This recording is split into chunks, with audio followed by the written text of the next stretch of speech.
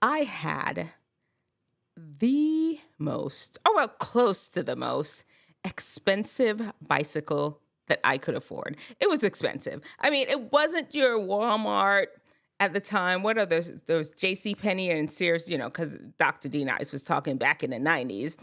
Target was not as big a thing, was it? It wasn't as big a thing.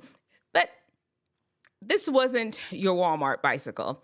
This wasn't your Sears bicycle. It wasn't your J.C. Penney's bicycle. This was a Trek bicycle. It had expensive components on it.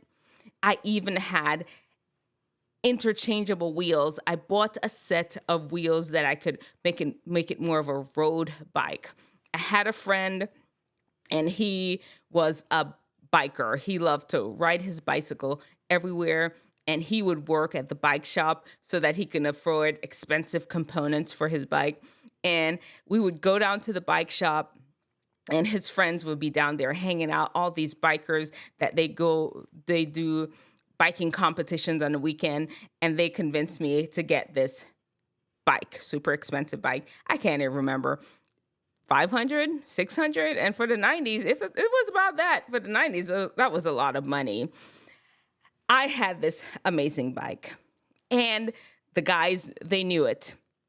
And they were like, Denise, you gotta come to the competition with us this weekend. And I'd be like, no, I have something to do. And they're like, okay, there's another competition next week. I'm like, yeah, I'm gonna come, but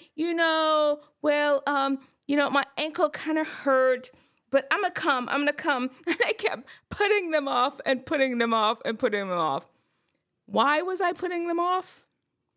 Because I was scared. I was so afraid of going mountain biking. Something about the bumps and the lumps. I mean, yeah, I didn't mind going through a little trail here and there that didn't have a lot of hills, but something about going downhill on a trail that was all around, it scared me. I didn't want to fall and I didn't want to get hurt.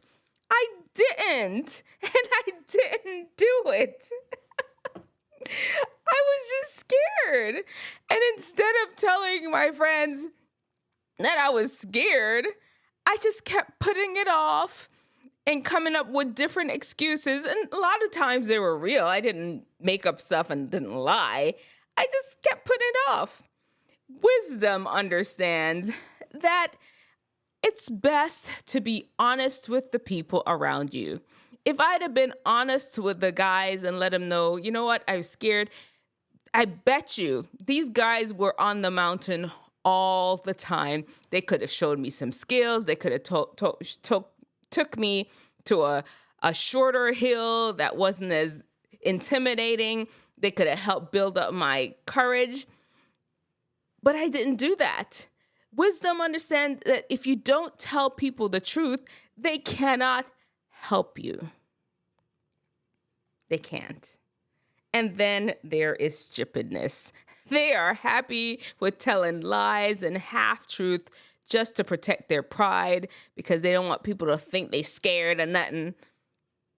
When the truth is, you are scared.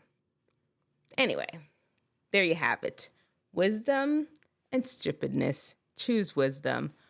Remember, show me your brightest, show me your best, show me the latest guru. God's wisdom lets theirs look like stupidness.